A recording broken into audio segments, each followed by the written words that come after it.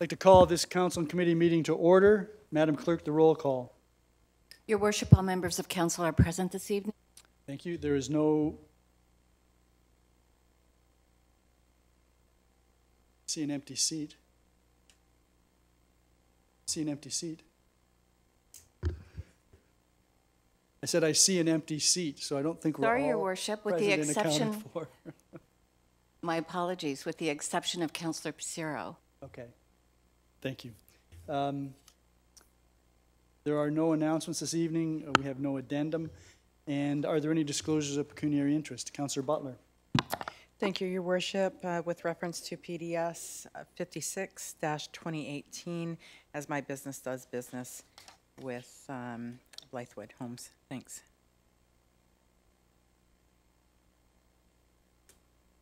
That's the extension of draft approval. Okay. Any other disclosures? If not, a couple of upcoming public meetings. One is a public information meeting, and the other is a public meeting.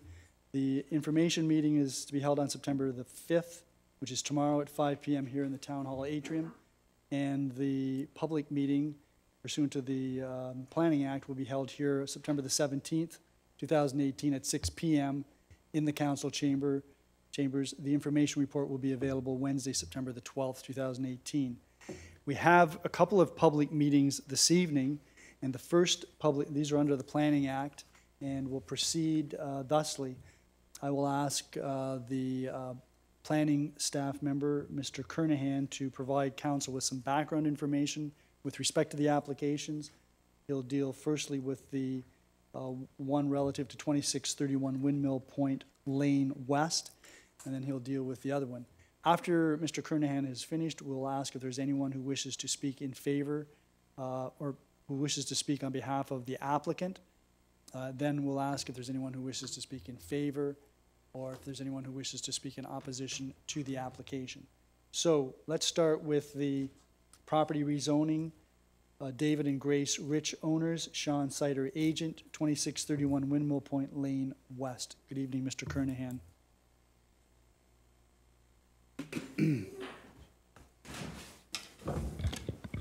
Thank you, Your Worship. The purpose of this application is to permit the demolition of the existing dwelling and the construction of a new one on the subject property located at 2631 Windmill Point West Lane. The purpose of the proposed rezoning is to permit two dwellings to be located on the subject property. That would include the main dwelling as well as a coach house. The proposed rezoning will change the zoning of the subject property from waterfront rural residential to a site-specific waterfront rural residential that will permit two dwellings on a property, as well as reduce side and rear yard setbacks, a reduced setback to the 1 in 100 year floodline, and an increase to the maximum permitted height for the dwelling. Notification of this public meeting was provided in accordance with the requirements of the Planning Act by placing an ad in the August 9th, 2018 edition of the Fort Erie Post. Property owners within 120 meters of the subject site were also mailed a notice of the application on the same date. This is an aerial photograph of the subject property as well as the surrounding area. Subject property is located in the rural residential area along Lake Erie to the east of the Ridgeway Thunder Bay neighborhood. This aerial image highlights the subject lands and surrounding land uses. Subject property currently contains a larger single detached dwelling, which is approximately 3,800 square feet, and a two-story garage with a second floor dwelling unit, which is approximately 1,100 square feet. The following summarizes the land uses surrounding the subject property. To the north is Windmill Point West Lane, a woodlot and provincially significant wetland.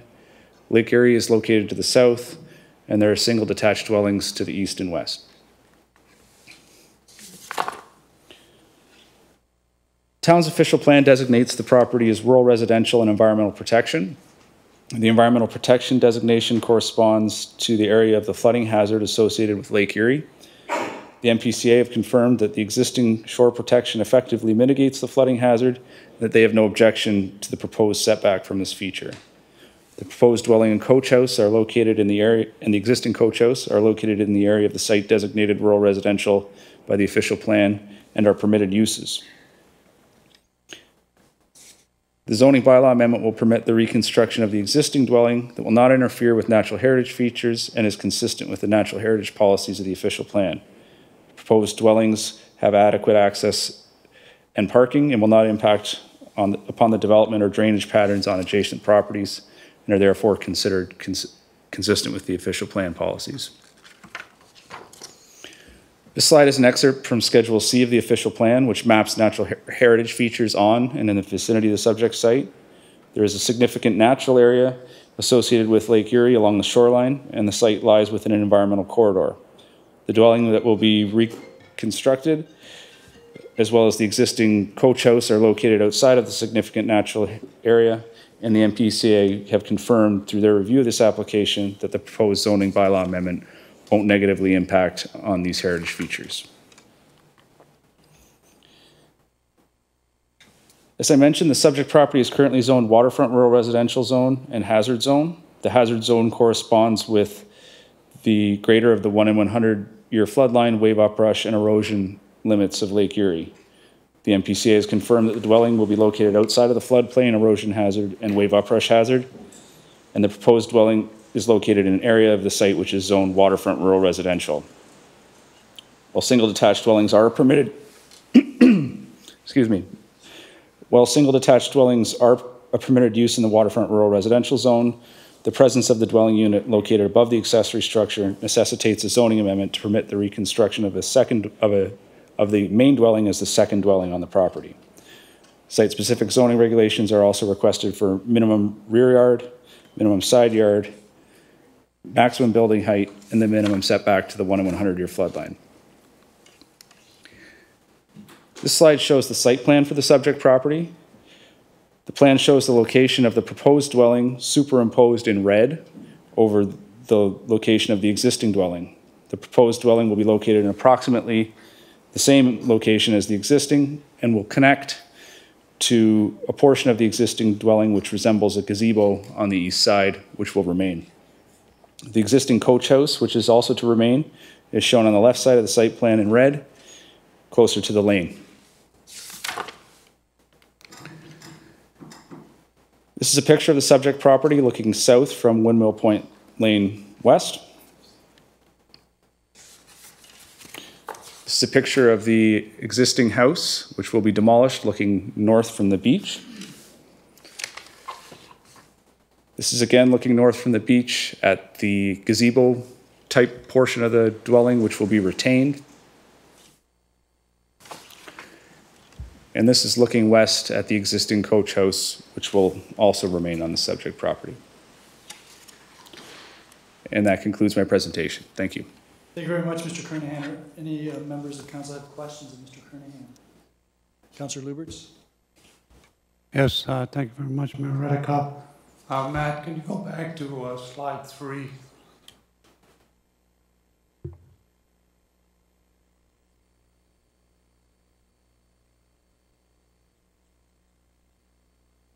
Yeah, right there.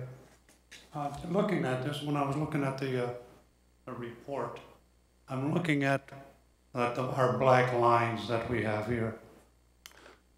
And I'm assuming that those are the lots. Is that correct? That's correct. All of them are this, and then what are the zeros below the lots up in here? Here and Through your along worship, here. those are indicative of lots which don't have a municipal address. How does that work out? Who owns them? I don't know who owns those properties, but the zero means that there's no dwelling on them. They're, the beach that you're interested in, Councillor Luberts, I'm interested in as well. That happens to be dedicated to the owners and occupants of the lots in that plan. So essentially the lots to the left of that screen, all the way over to the other side of Windmill Point Road. So that block where the beach is, that's for the use of the owners and occupants. The lots south of that, which go into the lake, those are water lots that were owned at one time by the owner of the company that developed the area. So we're looking into who the actual registered owner is of the beach, which has been dedicated for the use of the owners and occupants of the plan. Yeah, well, that's my question. Who Yeah. owns it? It's an association of some sort, which we're looking into. All right, because I'll bring it up when the report comes forward, but I was just curious as to ownership, and then I have some further questions when the report comes forward. Thanks. Sure. Okay. Any other questions of Mr. Kernahan? Could you go to slide 6, please? So this shows that the lot itself has two zonings, hazard land and waterfront residential. And the existing houses and the house to be built are all within the waterfront residential portion. That's correct. Thank you. Thank you, Mr. Kernahan. Is there anyone then who would wish to speak on behalf of the applicants? The agent, perhaps? Sure. Mr. Sider?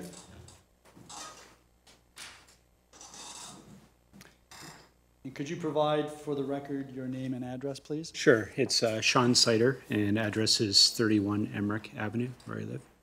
And yeah, so Wayne Murray is also here, the architect, and has done a wonderful job with the drawings on the house, and I'm sure it'll be a great fit into the community. So if there's any questions, I can try to answer those for you guys if you have any. Okay, thank you. Do any members of council have any questions of Mr. Sider?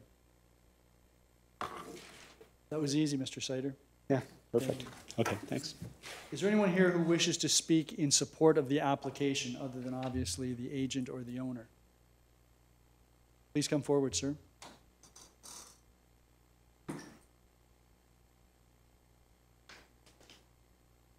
Could we have your name and address for the record, please? My name is Irving Barrett. I'm a neighbor of Mr. and Mrs. Rich. I've been a longtime resident of Windmill Point. And your address, sir? My address here is 2663 Windmill Point, West Lane. My mail address is 54 Hetzel Road, Williamsville, New York, 14221. I do not have a mailing address in Canada that I collect mail from. Okay. Anyway. Yes. I would just like to say that my wife and I and our family are fully in sync with this project. We have known the Rich family for a long time. I will tell you that the property has been kept immaculately over the years. It is by far the best maintained property in Windmill Point. The grounds are beautiful. The home is meticulously cared for, and it's 100 years old. Because it's 100 years old, it was built in the 20s. And it does not satisfy the physical needs of Mr. Rich. He needs a first floor bedroom, doctor's orders. There isn't one presently. The staircase in the facility, present facility, is inadequate to have a lift put in. There's no real place that he can put in an elevator. This is his plan is a long-term plan. His family all love it here in Canada, and he is planning to maintain this for them and to allow them to enjoy what we have all been able to enjoy. So we heartily recommend this. Thank you very much, Mr. Barrett. You're a very good advocate for your neighbor. Before you go, are there any members of council that have any questions of Mr. Barrett? Thank you very much, sir. Okay. Is there anyone else who wishes to speak in support of the application? Please come forward, Mr. Coates. Good evening, Your Worship and members of council. My name is Charles Kautz, K-A-U-T-Z. I live at 3247 Thunder Bay Road. Personally, I support this, and I'm speaking on behalf of the Federation of Waterfront Property Owners, all the Bay Associations in Fort Erie.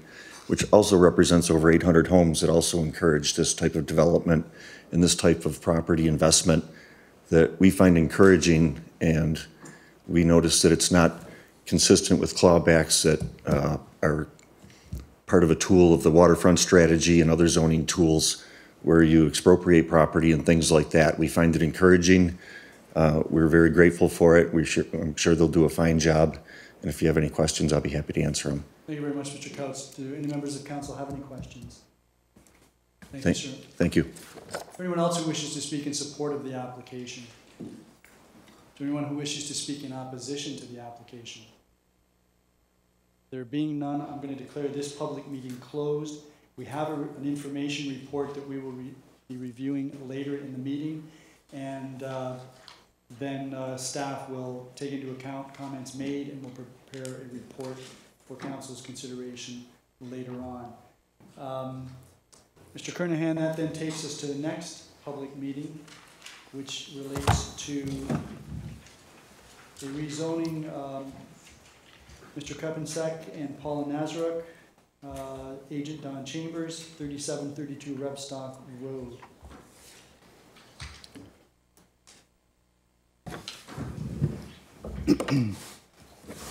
Thanks again, Your Worship.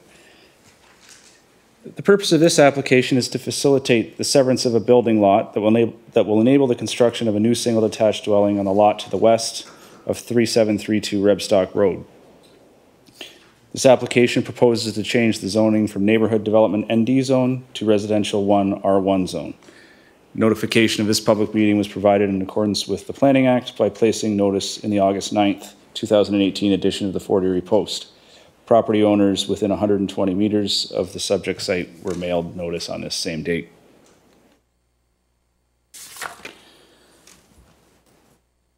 This aerial photograph shows the subject property as well as the surrounding area. The subject site is located in the Crystal Beach neighborhood on the north side of Rebstock Road between Ridge Road South and Ridgeway Road. This aerial image highlights the subject lands and the surrounding land uses. To the north are vacant residential land and Crystal Ridge Park. To the south is Rebstock Road and single detached dwellings. To the east is a single detached dwelling, and to the west is Crystal Ridge Park. Town's official plan designates this property as urban residential. Various forms of residential uses are permitted within this urban residential designation. The zoning bylaw amendment is consistent with the residential intensification policies in the official plan, as it will permit the development of an infill lot and contribute to intensification in the Crystal Beach neighborhood. This slide is an excerpt from the official plan, which maps natural heritage features within the town. As can be seen, there are no natural heritage features on or in the immediate vicinity of the subject property. Subject property is currently zoned neighborhood development ND zone. The ND zone only permits existing single detached dwellings and does not permit new lot creation. The application proposes to change the zoning from neighborhood development zone to residential 1 zone to facilitate the severance of a building lot. The proposed new building lot and the retained lot, which will contain the existing single detached dwelling, both meet the requirements for lot area and frontage as outlined in the regulations for the R1 zone. This slide shows the proposed site plan for the subject property, including the proposed building lot. The building lot is identified as Part 1, and the retained lot, which will continue in its residential use, is shown as Part 2.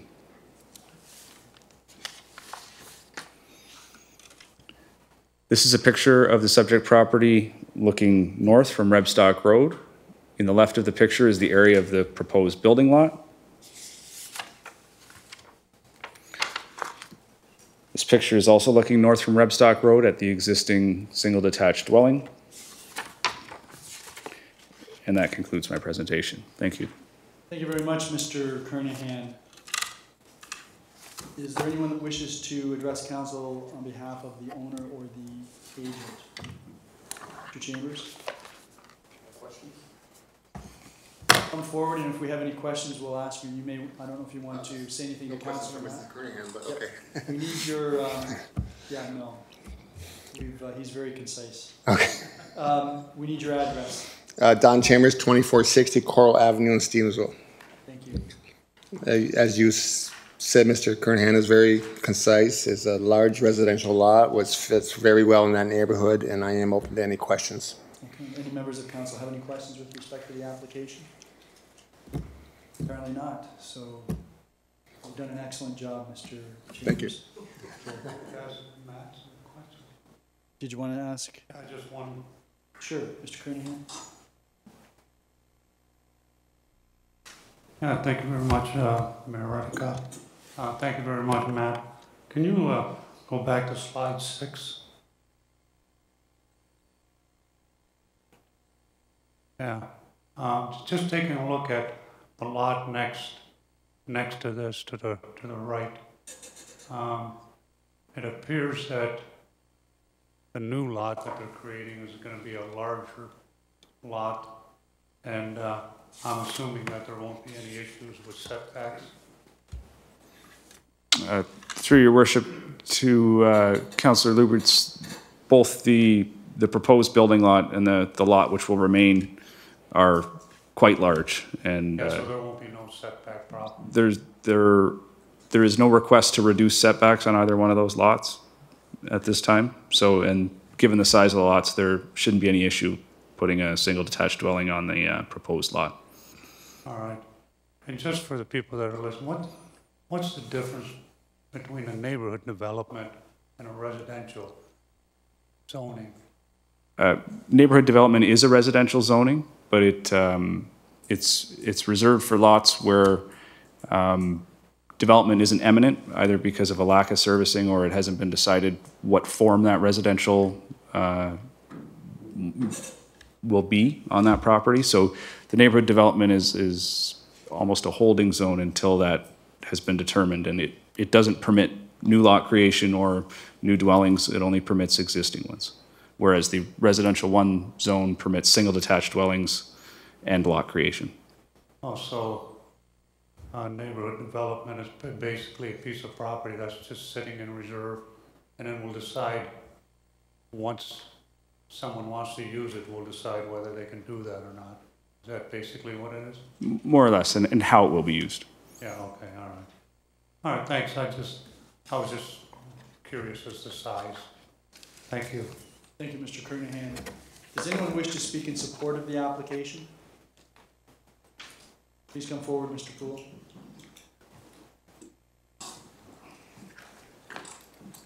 You haven't moved, have you? Oh, not yet. Still on Webstock? Still on Webstock, 3811 Webstock Road. One point thing, I could go back to slide 8.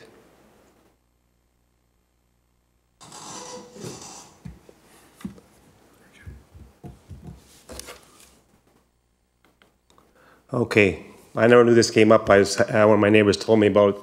You see on the telephone pole, that sign? Everybody can see it? Yeah. Well, I never knew that sign was there, and I've been looking, and if I had walked down there, should never have been posted like that. That sign is right behind that construction sign, since they started construction next door, and nobody even knew that sign was on that post.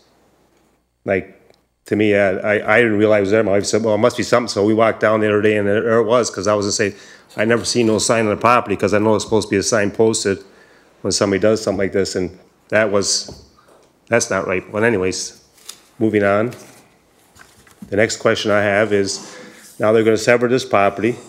Do they have to give 1.5 meters up to the town for a setback on this road, on this lot? I believe that's recommended in the report, that there would be a dedication. Is it 1.5 meters? Everybody else in the street's been 1.5. 1.25 meters. 1.25, now it's changed? It was 1.5. Well, staff can perhaps explain when we get to the report. Someone can ask staff why it's 1.25 instead of 1.5. But the report says 1.25.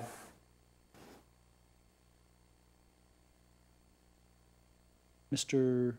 Poole, anything further?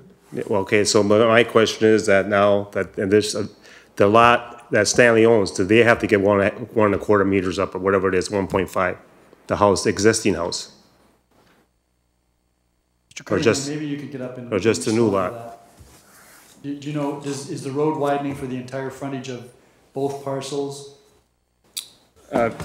Through you, Mr. Mayor, the road widening is for the severed parcel, the new parcel. Only the severed parcel? Okay. And Why is it 1.25 instead of 1.5, do you know? I'd have to look into that. It's relative to the existing width of the roadway and getting to the width of the roadway that our official plan says it ought to be. I'd have to look into that and get back to you. Okay, thank you. Mr. Poole, did you have anything further? And my last point is, going back to the subdivision beside me, I never did get an answer in a year and a half. Do they have to get 1.25 meters or 1.5 meters? Never got an answer. This lot here has to get one, when they're applying for severance, they gotta give it up. And they're saying beside me, they don't have to give it up. So, Mr. Poole, that was a decision that was made prior to this council, I know. But, and for some reason, I guess Mr. Brady's not here, but Ms. Dolce, are you familiar with the subdivision across the street that's adjacent to Mr. Poole's property? And the issue has to do with road widening, and I think there was a road widening dedication, but I believe Mr. Poole's issue is the setback and whether it was from the road as it exists or from the road as it's to be widened. I believe that's the issue. Well, the issue is that I know that Valley right down the street had to give, my side of the road had to give 1.5 meters up, because I just talked to her a week ago. And she had to pay for everything out of her pocket to give it to the town. And the word I got is that they never applied for severance yet, that's why they didn't have to give the 1.5 meters up. Well, now they're ready to start putting basements in, they must be applying for severance, because those are freehold properties. I'm saying, what's going on? Okay, I don't know that, but I'll tell you what. Ms. Dolce, if you can respond, that's fine, and if not, what we can do is we will provide that information to you. It's not specifically relevant to this particular public meeting, but that's fair enough, it's in the neighborhood, and it's an issue that touches the issue. Ms. Dolce? Thank you, Your Worship. In terms of Park Lane Place, which is the subdivision adjacent to you, the road widening there wasn't a condition of approval, but they are going to provide that. But that road widening will come off what is currently there now. In terms of this application, I can't speak to the one that you're referencing in terms of a severance that may be happening across the street, but this particular severance, the road width right now is 20.50 meters. We need to get to a road allowance width of 23 meters, which is required by the official plan. In order to do so, what we do is split the difference among both sides. So in this case, it was 1.25 needed on that side of the road, and only for the severed portion, not for the existing lot. So basically, if I was to sever my property on Rebstock Road, I would not have to give 1.5 meters or 1.25 meters up in the front. On the part that would be severed. This part would be severed, would be on Dover Court, which is a different street. Well, and that may not be. So then there's nothing, okay. That needs to be widened, I'm not sure about that. All right, you answered my question. So like I said, next door, I don't know, it's in the gray area, no answer. All right, thank you very much. Sorry, say that again. You didn't answer my question, if they're gonna give 1.5 meters up next door or not. I believe You say they Ms. are. Dolce said that they are. Well, they don't have 1.5 meters to give up. Well, Ms. Dolce, perhaps we can check. Again, they are providing a road widening. I don't know the exact distance. I'd have to look into what they. Well, like I said before, I'm not gonna let happen what happened on Hibbert Street beside me. That's, Okay, now you're into a different. but part of that's town. what So happened. Hold on, Mr. Poole. So, Ms. Dolce, you have Mr. Poole's address. You'll provide him with the particulars of what he was requested in terms of the road widening on the development next door to his property? Yes, I will. Okay, then it won't be gray area anymore. All right, thank you. Okay, thank you. Thank you. Do any members of council have any questions of Mr. Poole? Councilor Luberts? Yeah, okay. All right, thank you very much. So is there anyone who wishes to speak in favor of the application? Is there anyone who wishes to speak in opposition to the application? Is there any? Okay. And may we have your name and address, please? It's Sharon Buttigieg, and it's 145 Ridge Road South, Crystal Beach.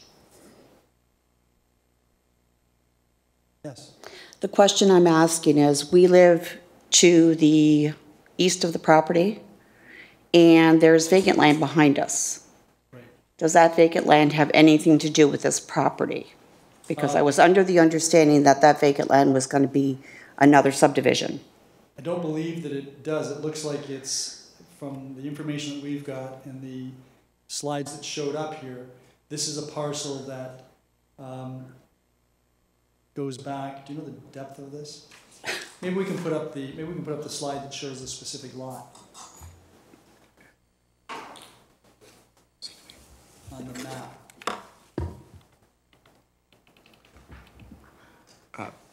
This, One more, do one more.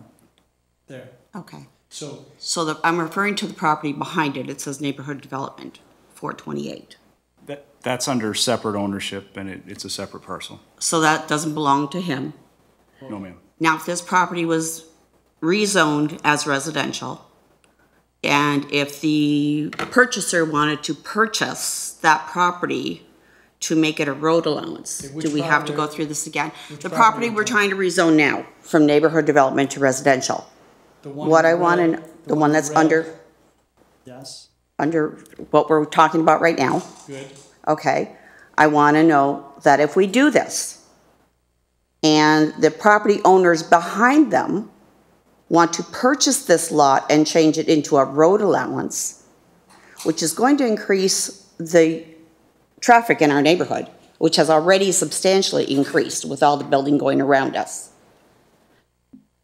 Would he be able to do that, or do we have to come back to council again to discuss if it's going to be changed from a residential lot to a road allowance? Okay. For them to get access to this property behind them? Mr. Kernahan, can you answer that? I mean, it appears that you'd have access to Rebstock to the east of the residential lot, which is to the east of the neighborhood development parcel that we're talking about. Exactly. So I don't know why you'd want to change the severed parcel into a road, but Mr. Kernahan, perhaps you could address that concern. So if the severance is granted and it becomes an R1 zone, is it necessary for the owner to come back to the municipality to get permission to make it a road? Yes, that would be part of a draft plan approvals process for the overall subdivision. Because otherwise there'd be no place for the road to go. Otherwise, there'd be no place for the road to go, so the that would AD all, I can see the road to the east of it, where they could put a road in, but that's only accessing people one way in. And I So- don't think he'd be very happy that way. so in any event, the development of that larger parcel with or without a second access through this parcel, which is subject to the meeting tonight, would be subject to further council approval, public consultation, and Okay. Thank you so much. Okay. Anything further, Ms. Buttigieg? No, I think that's it for now. Okay, do any members of council have any questions of Mrs. Buttigieg? Thank you. Thank you. Is there anyone else who wishes to address council, one way or the other? If not, then I'm going to declare this public meeting closed. And that will take us to the consent agenda, with the exception of report PDS 56, 2018, which we'll deal with separately. Can I have a motion to put the consent agenda package less PDS 56 on the floor? Councillor Zanko. Are there any questions with respect to the remaining reports in the package?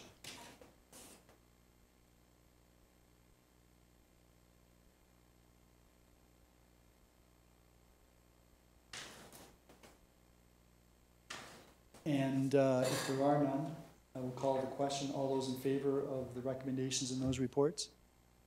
None opposed, that is carried. Can I have someone move PDS 56, 2018? Councillor McDermott, thank you. Are there any questions or comments with respect to that report that relates to 6 Mile Creek subdivision extension of draft plan approval to, I guess, a couple of weeks from now? If there are no questions, all those in favor of the report? None opposed, that is carried. That then takes us to Planning and Development Services, and Councillor Lubert, you are the vice chair, are you not? So you would be, I would be handing you the chair. Thank you very much, Mayor Redekop. Community Development Services is now in session. Where are we here?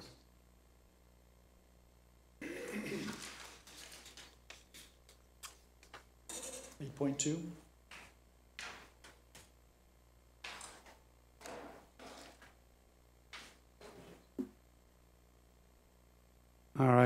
We have no presentations or delegations, so we'll move on to the report, the first report, PDS 59-2018, So moved. proposed bylaw amendment.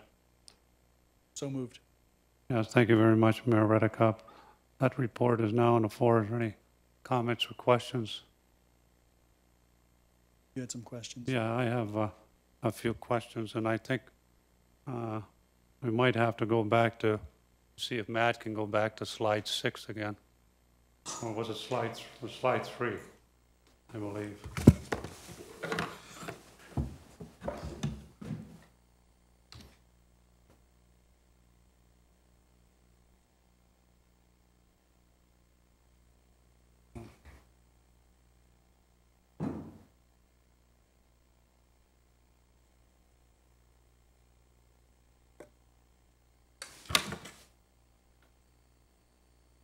Yes, thank you very much, Matt. Getting back to what I'd like to do is find out who owns this property. And the reason that I need to know who owns this property is we're getting a lot of emails recently from waterfront property owners, especially with the secondary plan down at Crystal Beach. And one of the things that they're most concerned about is the fact that staff's priority is to gain ownership of all waterfront property. And I didn't see anywhere in the report where the town is requesting to retain the beach in front of this property. And is there any reason why we're not asking for that? Chair, the property that's subject to this application doesn't include any beach or waterfront properties. So the ownership is shown here in yellow, and it stops somewhere just north of the shore protection, which is at the north end of the beach. So in this instance, there is no beach for us to take as part of this application. Okay, so I anticipated that answer. And the reason I anticipated that is because what I'm seeing here, and probably what I'm going to find out, I don't know for sure, but I would think that it looks like this property, the 0, is owned collectively by everybody here in this, on all these lots. Because either someone owns it or we own it. And if it's their association that owns it, now their association is part and parcel of this application. Councillor Luberts, if you want to get into the debate, you should surrender the chair. Well, you can ask questions as the chair, but if you're going to participate in the debate, you need to surrender the chair. I just wanted to ask the question because we need to know. Yeah, no, that's fine, and we are looking into it. I'll give up the chair, Mayor Redekop, because definitely I need to know more about this here property than what we're being told. We are looking into it. It's registered plan 407. This is referred to as property reserved for the exclusive use of the owners and occupants of lots in this tract for the purpose of a roadway or a promenade. So it is in collective ownership. That's quite correct. That collective ownership would be different than individual ownership, but you've raised the question, and so when the report comes back to council, we will have had an opportunity to look further into the ownership of that particular beachfront, Councillor Luberts, and there will be information contained in the report that we receive from Yes, thank you staff. very much. And Mr. Kernahan, if I could as well, when you bring that forward, if it's collective ownership of this property, right, then that means they don't have to give up the waterfront and they don't have to give up their beach. So would it be safe to say that all the organizations along the waterfront, because we have lots of them, and they're all, property owners associations, if they did the legal work just like they've done here and put their property as collective ownership, then when they run into these types of things, they don't have to give up their beach. Well, is that a possibility for them to do that as well? That's a legal question, which is far beyond my expertise, Well, Councillor can you Lubritz. bring that in your report? You can make reference to that. The legal answer, Councilor Lubritz, is that they don't own beach, so they can't give up beach. So the owners of this parcel, 2631, do not own any waterfront that they could dedicate to the municipality as part of an application for approval. So any property owner that's in a similar situation along the lake where they don't own beachfront or waterfront because it's owned by an association is in the same position. Yes, that's what that's what I'm getting at, Mayor Redekop. If it's collective ownership, then does that mean that all the people along the lakefront can get together and get collective ownership to protect themselves? If they were, That's what I would like Mr. Kernahan to put in his report as to that's why we're not asking for that in this application. well, the answer Because of the is, collective ownership. the answer is, to your question is yes, because it's a different owner. So the association is a different owner than each of the private That's right. lot owners. So that would Yes. be, that could be something if That property could be owners are something concerned that about. they can all do. Yeah. Yes, okay, thank you very much. And thank you very much, Matt. I appreciate it. So are there any other questions with respect to this report? Councilor Nutt? Just a comment, just to be accurate, I think Mr. Kernahan did answer the question. This property doesn't touch the beach. That's why there's no request for beachfront. Right. I don't think it's linked to an association is relevant because it doesn't touch the beachfront. It touches the beachfront. He just said it didn't. So just hold on. It is relevant because it's different ownership. So whoever owns it isn't the owner of lot 2631. So it is important because the owner of the parcel who's seeking the zoning approval doesn't own a beachfront because somebody else owns it. So that is actually relevant. That's correct, but Mr. Kernahan said the property line stops before the northern part That's right. of the beach. That's right. So That's does that mean it touches the beach? Well, even if it touched the beach, I think there's a shore wall, is there not? There is a shore wall, that's correct, through Chair to Councillor Nutt. There is a shore wall and the property line between the subject property that we're speaking on tonight and that beach promenade runs approximately across that shore protection at its northernmost point. Thank you. Are there any other questions or comments with respect to this report? If not, I'll call the question. All those in favor? Opposed? That is carried. Councillor Lubritz, I'll give the chair back to you for the next report. Yes, thank you very much, Mayor Redekop.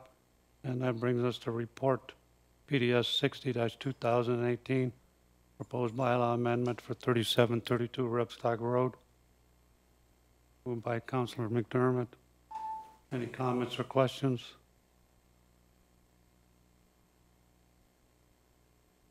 Being none, I just have one question, and I guess it relates to the lady that was up here earlier asking about if this property would be rezoned, could they put a road in there?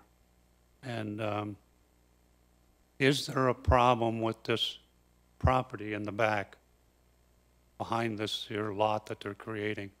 Is there going to be some kind of a landlocked problem there? Because it's all neighborhood development around the one house, which keeps it all one parcel. To you, Councillor Lubritz, there's no problem per se. It has access to Rebstock Road, which is a municipal roadway. The width of that access is Go to that side.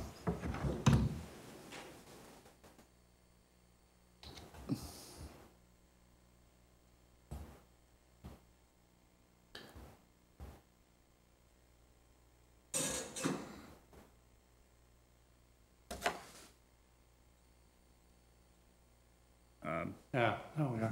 But don't get me wrong, I'm not opposed to doing what they want to do here. I just don't want to get jammed up later with another council or another group of staff. Because if we look at this piece of property to the east, this one here, this is neighborhood development right here.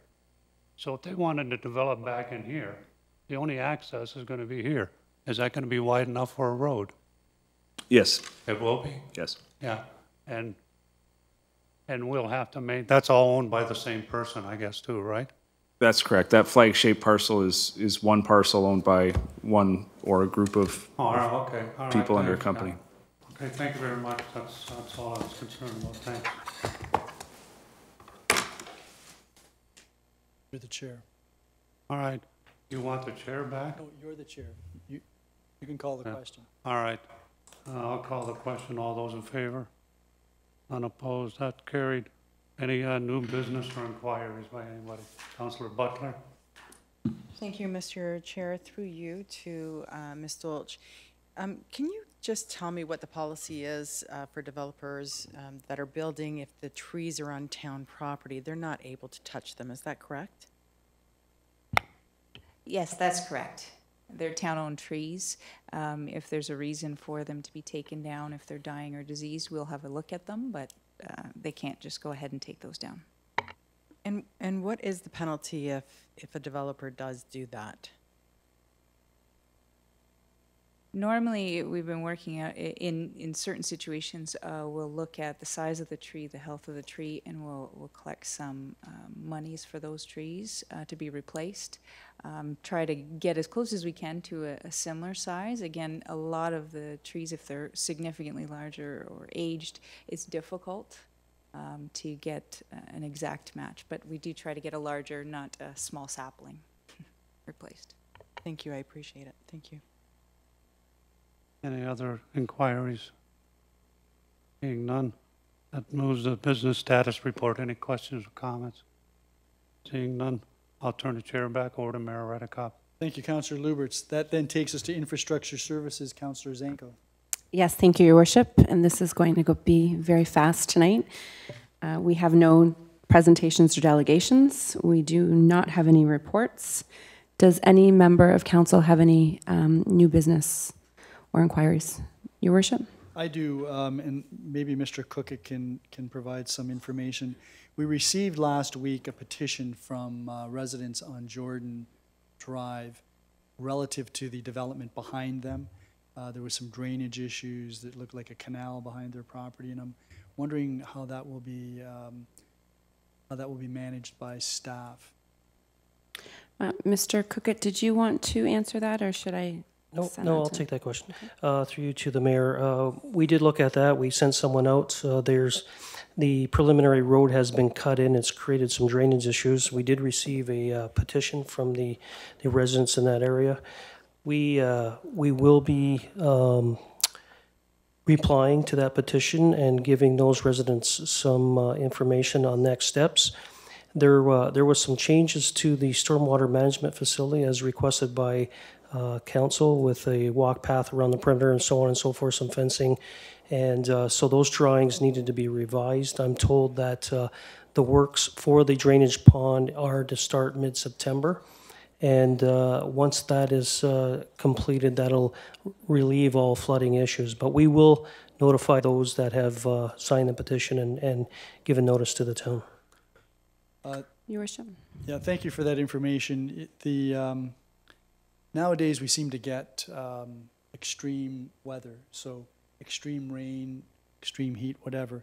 And if we get extreme rain, there's still going to be a lot of water standing there, I suppose, unless that road has been altered.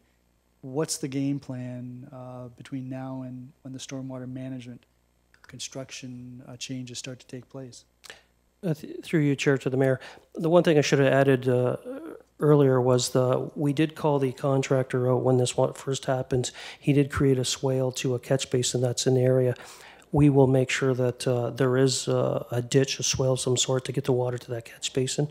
The only concern would be that it could handle the amount of water.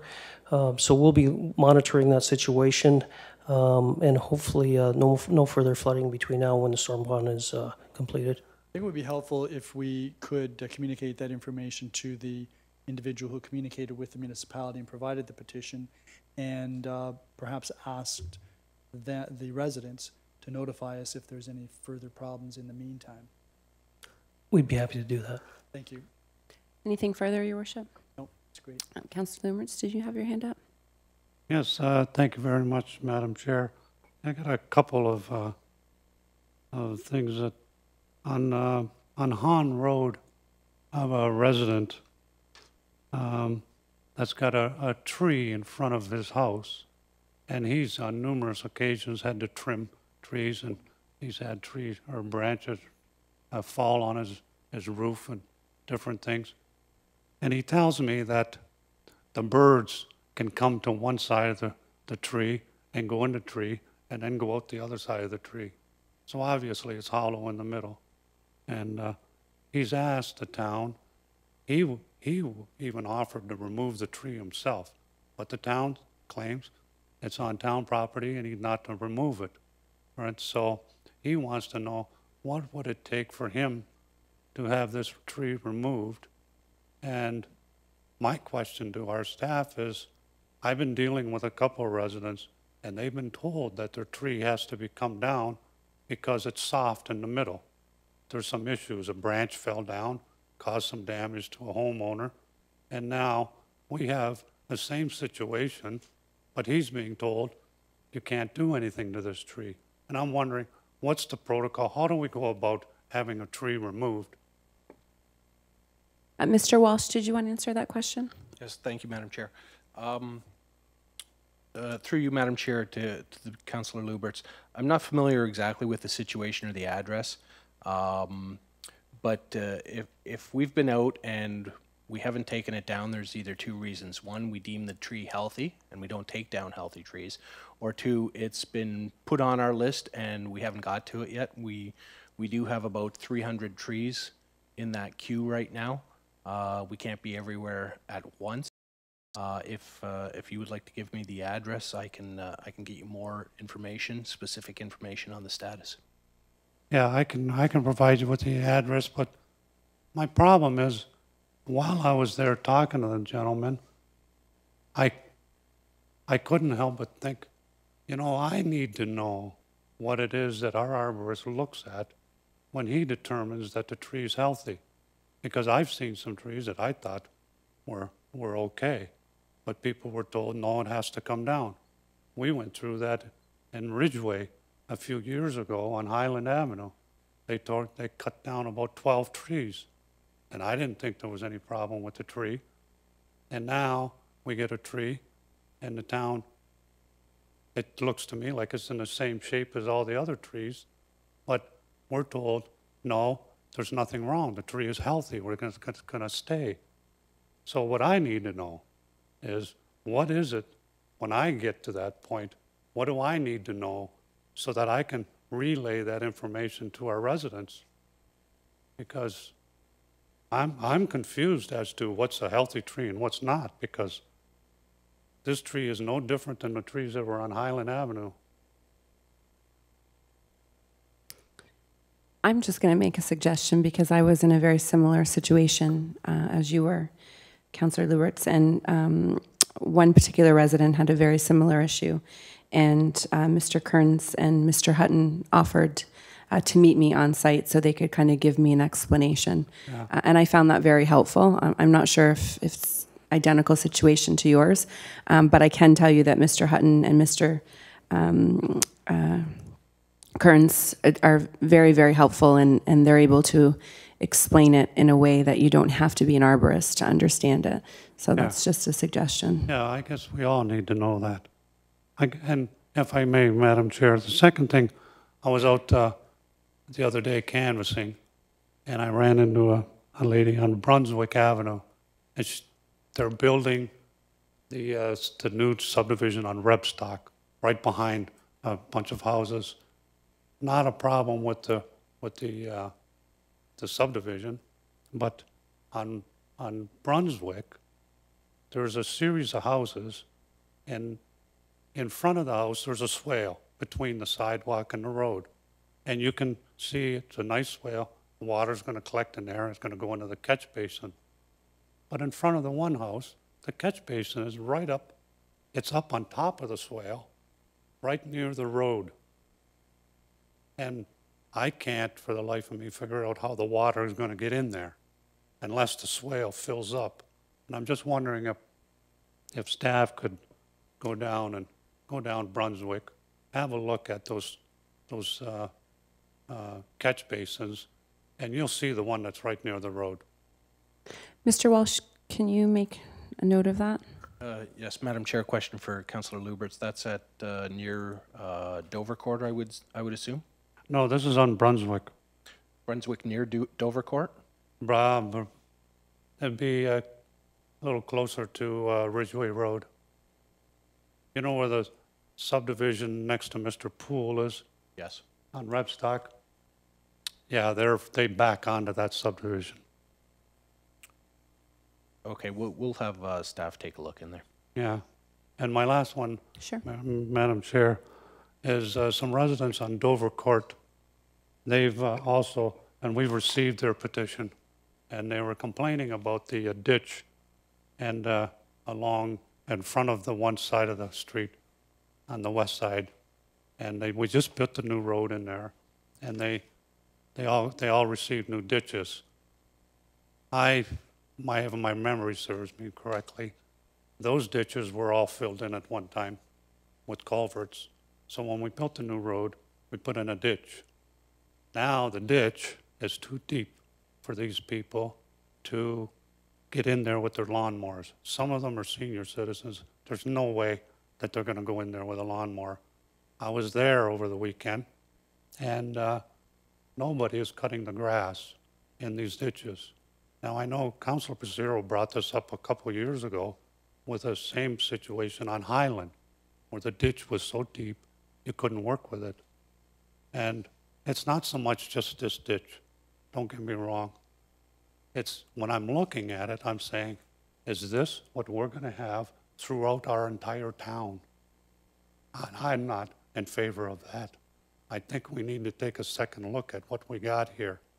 If the ditches are too deep, right, then we need to put a culvert in there. Now, sometimes I talk with our staff, I talk with our CAO, and sometimes there's services on the side of the ditch, so they can't put a good grade to the side of the ditch, so it's real steep. And I understand that. But in those situations, again, you know, we have to think of our residents. And maybe we should take a second look at what we're doing here. And we have a problem. I don't want weeds 4 and 5 feet high or 3 feet high or cattails growing in front of everybody's houses all over town. But it seems that this is the way it's going to be. When we redo a road and put a ditch in, we're not putting culverts in because it's cost too much to maintain, I guess. But the alternative is these ugly ditches with all the weeds. I don't think that's right. So anyway, I'm hoping maybe staff can maybe come back with a report to explain something to us, or maybe we can have some kind of discussion as to how we're going to work this. Because what happened on Highland and what's happening on Dovercourt, I don't agree with, and something needs to be done. Mr. Walsh, did you want to comment on that? Because I know we do have a number of ditches that you were looking at in this regard. Thank you, Madam Chair. With respect to Dovercourt in particular, we are taking a sober second look at that. Construction is complete out there. I was out there last week at the request of Councilor Luberts, and I'm not happy with them either. So we're having our engineering staff take a look at that and see what we can do. Mayor Redekop, I seen you had your hand up. Did you have a comment?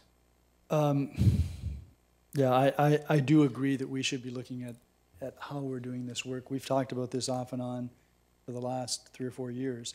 And in areas where there are storm sewers, it's not Highland where that ditch was. It was Long Tent, I believe, behind the old police station. And some of the ditches are so deep that even if we were to put culverts underneath to facilitate the drainage and then fill in the ditch partially so that there's a swale, that may be a solution. It's an expensive solution, but I do believe that staff needs to look at that and give us some advice as to what the options might be. So I'm going to leave that, Madam Chair, if I might, with the CAO, because he's very anxious to do more work. Chair, if I could just add one thing, sorry. Absolutely. We did look in this last week, and we have we brought forward a report in 2010 with it, and a bylaw was passed which addresses infills. And what it states is if we do not allow infill, so we don't allow culverts placed in ditches, and where we are doing ditch cleaning and there is an infill, we remove it and we do not restore it or put it back.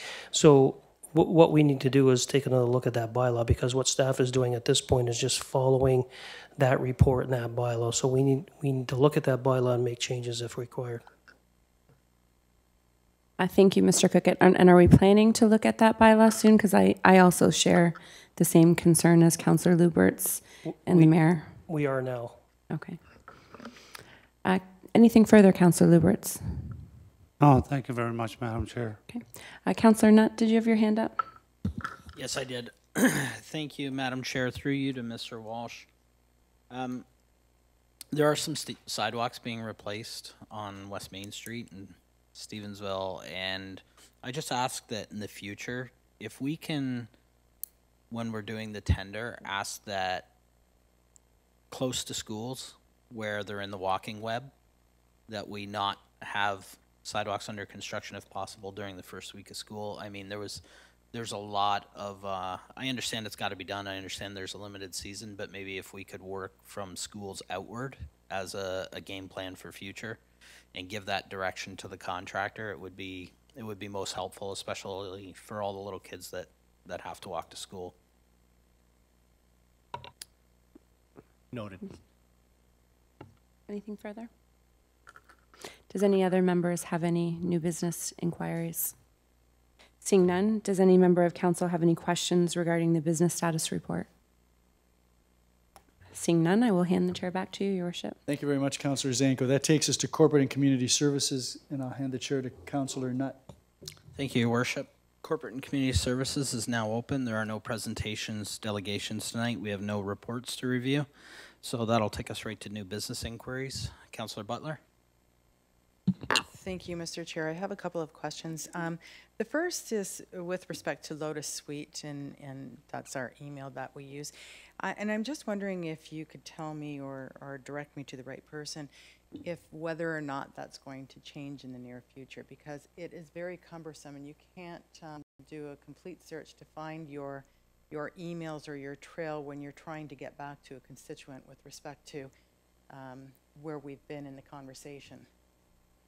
Mr. Cookett, is there a planned migration to Office 365 from Lotus Notes? As you know, we are through you, Chair, to the councillor. We are a Lotus-based corporation here. We've had no talk about switching at this point. It's something that maybe we should start looking at, but a lot of the software packages that we do are Lotus-based, so we'd have to look at all of that. Maybe we just look at a different software for your needs, for what council is doing. That would be really appreciative, especially with the new council that may come in the future. I think it would be helpful for everybody. And my second question is with respect to a news article that was in Niagara this week with respect to the City Port Colborne's decision to gain some cost recovery through billing insurance companies as opposed to putting it on the tax base. And I'm just wondering, through you, Mr. Chair, if you can direct me to the right person again.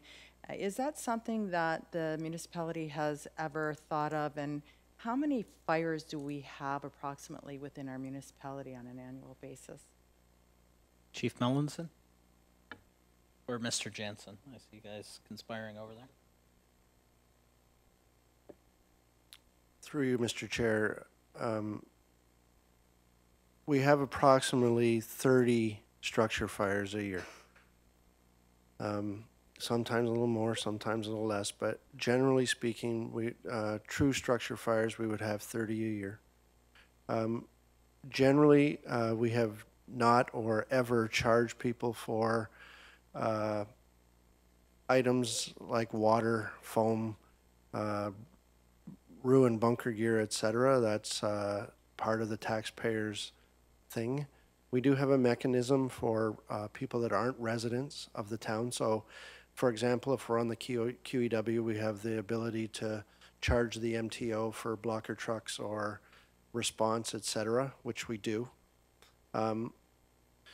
There are departments like Mississauga who charge for everything. They keep track of every single item that they would use at a structure fire and what they would use in that, and they do charge for that. Budget-wise, personally, I think we're in pretty good shape to be able to absorb something, considering the size of our community and how many structure fires we have. Thank you, Councillor Butler. Thank you. That is really refreshing to hear. It's just that my concern with the article is that when you start going through individual residential insurance, it causes an increase in their personal insurance liability. And so I don't know how they would be tempering that, but it'll be interesting to follow that as it goes along. So I'm really happy to hear that the town of Fort Erie has actually a really good system in place to be able to protect our residents. Thank you. Any other questions? Councillor Luberts? Yes, thank you very much, Mr. Chair. We just received a letter from the Point Avenue Lighthouse Preservation Society, and there's some requests in there for some maintenance or some improvements to be made at the lighthouse. I don't think that we have anything in this year's budget or anything left in this year's budget to do anything. But I'm just wondering if Mr. Jansen can make a note that in next year's budget deliberations, if we include something to cover the costs of some of these here repairs or renovations or improvements. I don't know, Mr. Jansen, did you get a copy of this? Through the chair to Councilor Luberts, yes, we did receive it just recently. We've included it with our 2019 budget files, and we'll be looking at that. We do encourage community groups where it is something above and beyond what we would normally consider to make a presentation to council in advance, so council can indicate some support. Yes, and thank you very much, Jonathan.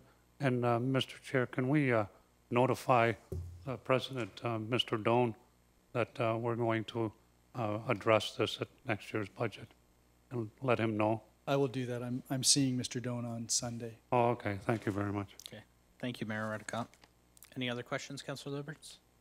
Does anyone else have any other questions? I just have one for Mr. Cookett for the CAO. I'm wondering if you could reach out to the MTO and find out when our new welcome sign will be installed. I definitely can do that. We've been in discussion with them for some time. We've had a heck of a time getting a hold of the gentleman that we initially had correspondence with. So we went above his head and we did get a response, but that response said they would be addressing the sign within a few weeks, which has not happened. So I'd be glad to reach out to them once again. Thank you very much. Are there any comments or questions? Seeing nothing further, we'll move on to the business status report. Comments or questions about the business status report? Seeing none, I'll close corporate and community services and turn the chair back over to his worship. Thank you very much, Councillor Nutt. That takes us to scheduling of meetings, and Councillor Butler or Councillor Zanka, would either of you like to make reference to the impending extravaganza on Saturday evening? Yes, thank you very much for asking. We are very happy to report that Elevate Party in the Patio is sold out. So we are looking forward to welcoming everyone this Saturday, September the 8th. Doors open at 5 p.m. All of the proceeds for this event go to the new Center of Performing Arts. So we're very, very excited that this is our third year of a sellout, and we really appreciate all of the community's support with this. And again, we look forward to seeing everyone on Saturday. Pretty exciting. Okay, yes. Are there any other meetings that we need to make the public aware of? Councillor Butler.